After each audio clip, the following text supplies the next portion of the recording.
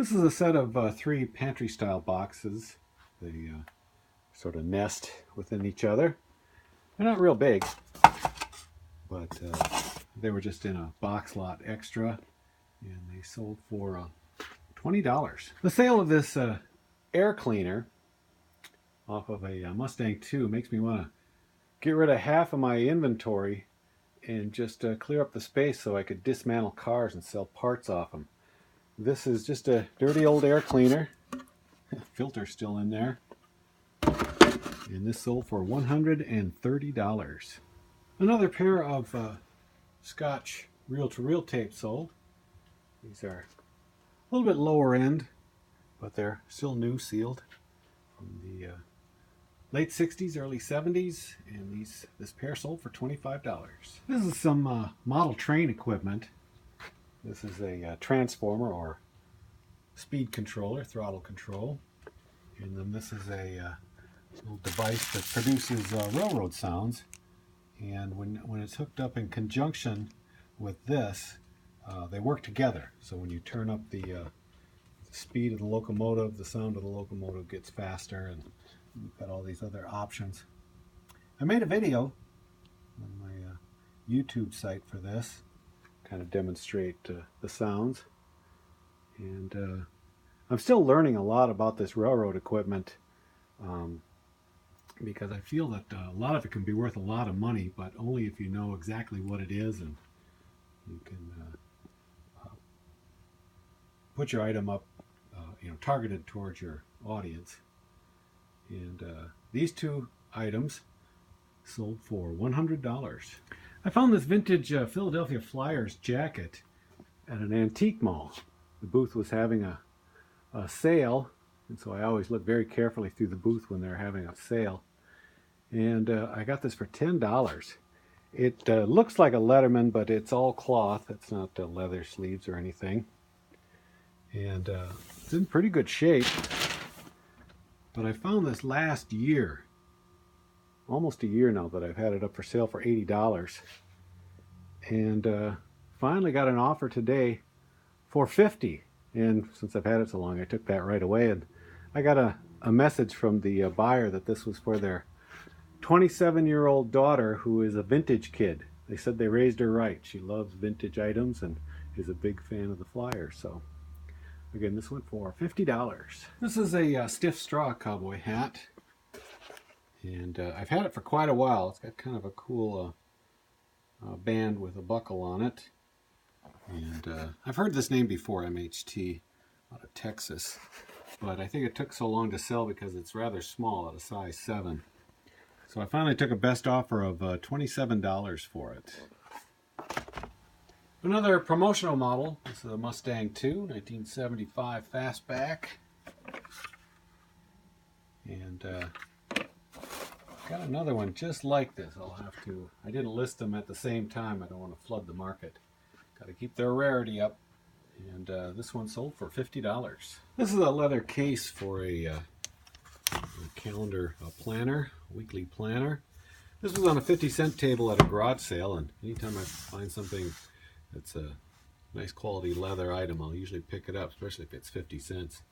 And this sold for $20. When I spotted this at a garage sale, I thought it was a really great find. It's a vintage Sears Roebuck's fleece lined denim vest, size large, vintage size large.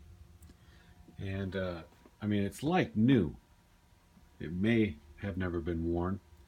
And I thought this would sell right away, but I've had it for over a year and finally took a $20 offer on it. This is a typical hat you'll find at a garage sale in Sioux Falls, Badlands National Park. Never been to the Badlands. It's quite spectacular.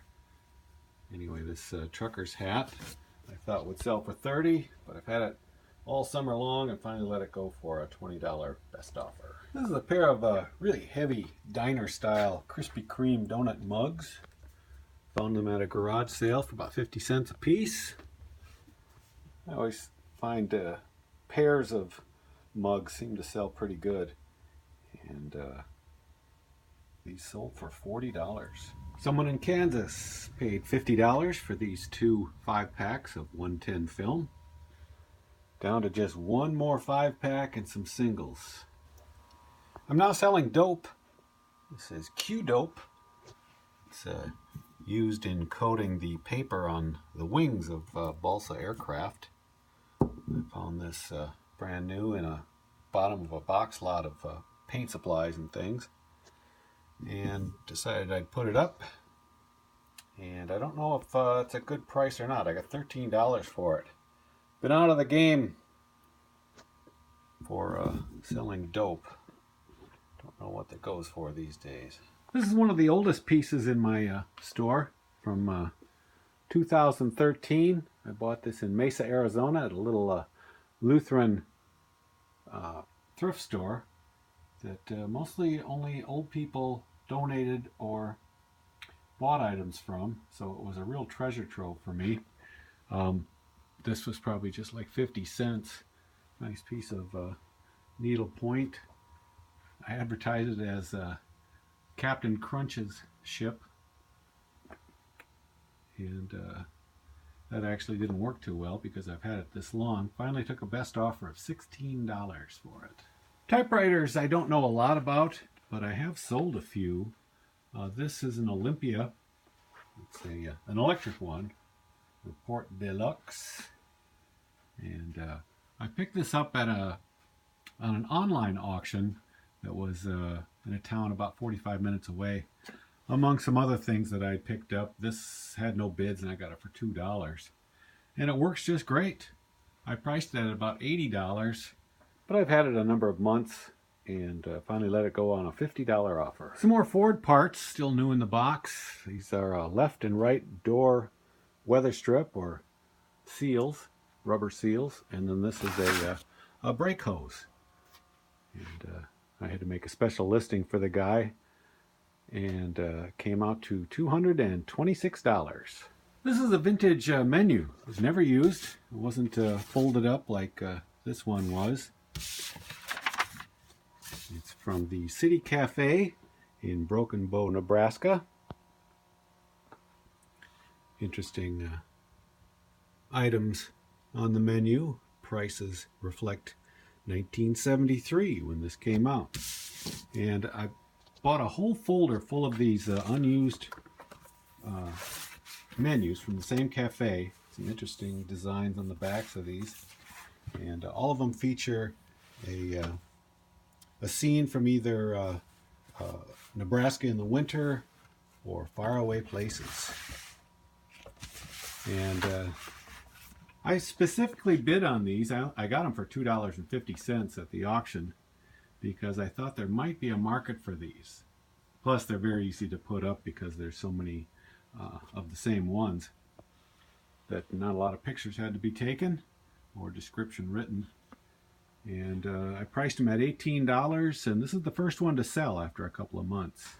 Snap-on clothing is pretty much a sure sell for me.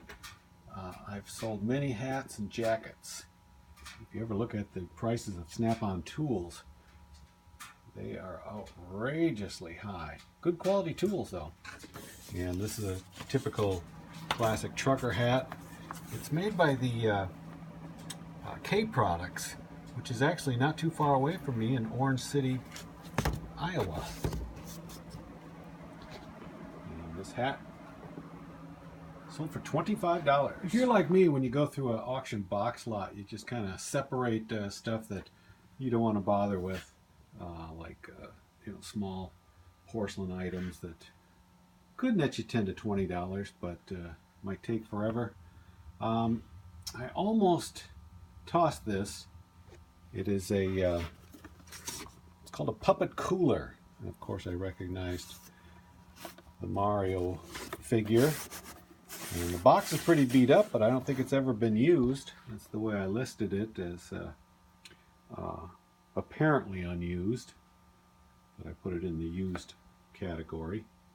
And it's a thing. Who knew? And this sold for $40.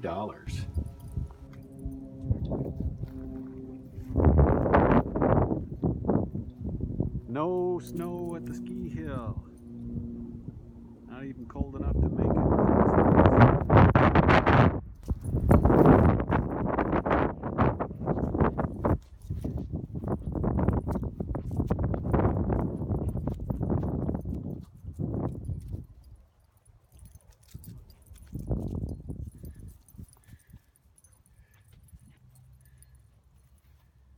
at the top.